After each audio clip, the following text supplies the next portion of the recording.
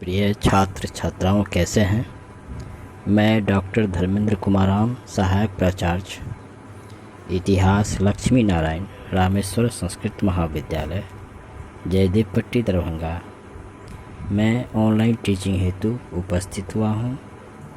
आज मैं शास्त्री द्वितीय खंड के छात्र छात्राओं के लिए आधुनिक भारतीय इतिहास के अंतर्गत 1930 के सविनय अवज्ञा आंदोलन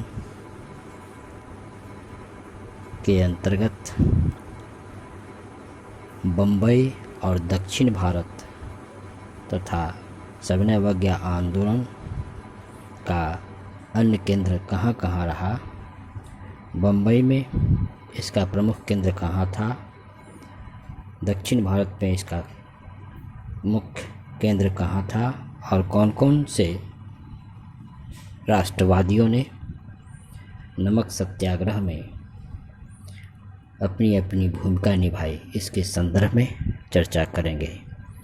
पिछले क्लास में हम लोग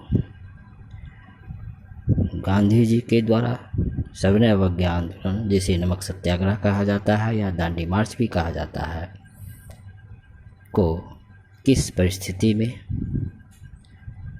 ब्रिटिश सरकार के विरुद्ध सविनय अवज्ञा आंदोलन या नमक सत्याग्रह आंदोलन चलाने पर विवश हुए और पश्चिमोत्तर भारत में सविनय अवज्ञा आंदोलन का नेतृत्व किसने किया तथा पूर्वोत्तर क्षेत्र में इसका कौन सा केंद्र था और किन नेताओं ने इसमें भूमिका निभाई, उसके संदर्भ में चर्चा किए थे। आज हम लोग सविनय अवज्ञा आंदोलन का बम्बई में क्या प्रभाव रहा और बम्बई में कहाँ कहाँ इसका केंद्र रहा, इस पर चर्चा करेंगे। सविनय अवज्ञा आंदोलन, जिसे नमक सत्याग्रह भी कहा जाता है, का केंद्र बिंदु बम्बई के धरासना में था। महात्मा गांधी ने इस आंदोलन को तेज गति देने के लिए यह घोषणा की कि वे धरासना नामक नमक बनाने वाली अर्थात नमक निर्माणशाला पर अपने साथियों अनुयायियों के साथ धावा बोलेंगे और वहाँ नमक बनाएंगे तथा ब्रिटिश सरकार द्वारा नमक कानून का उल्लंघन करेंगे। लेकिन इसी बीच ब्रिटिश वायसराय ने आदेश देते हुए गांधी जी को गिरफ्तार करने का आदेश दिया और वे गिरफ्तार कर लिए गए।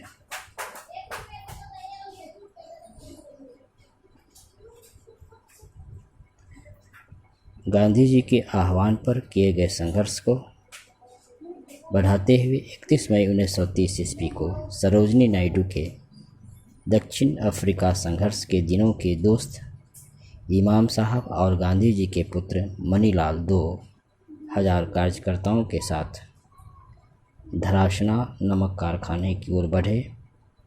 यहाँ भीषण लाठीचार्ज अंग्रेजी सरकार की पुलिस के द्वारा की गई, जिसमें 2 लोगों की मृत्यु हो गई। धरासना के अलावे बम्बई के पास दूसरा नमक सत्याग्रह का प्रमुख केंद्र बडाला था, जहाँ पर लोगों ने धावा बोला और नमक लूट ले गए। मई 1930 ईस्वी में बम्बई के समुद्र तट पर अमेरिकी पत्रकार बेब मिलर ने अपनी आंखों के सामने निहत्थे नमक सत्याग्रहियों पर ब्रिटिश पुलिस के द्वारा नृशंस अत्याचार का सजीव चित्रण किया है। उसने लिखा कि धरासना जैसा भयानक दृश्य मैंने अपने जीवन में कभी नहीं देखा। इस अमेरिकी पत्रकार ने ब्रिटिश भारत में महिलाओं की स्थिति की आलोचना भी किया और तर्क दिया कि जब तक महिलाओं पर अत्याचार चलता रहेगा तब तक भारतीय पुरुषों को यह अधिकार नहीं है कि वे भारत के शासन का प्रबंध अपने हाथ में ले।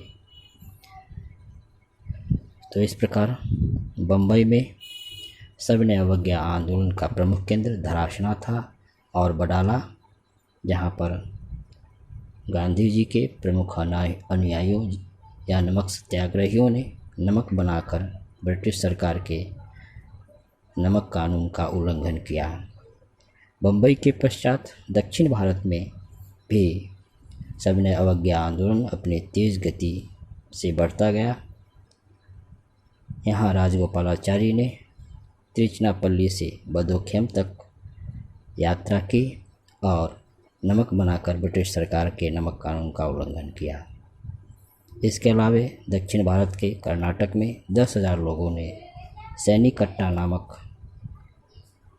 नमक कारखाने पर धावा बोला और लाठियाँ तथा गोलियाँ ब्रिटिश सरकार की पुलिस के द्वारा खाई।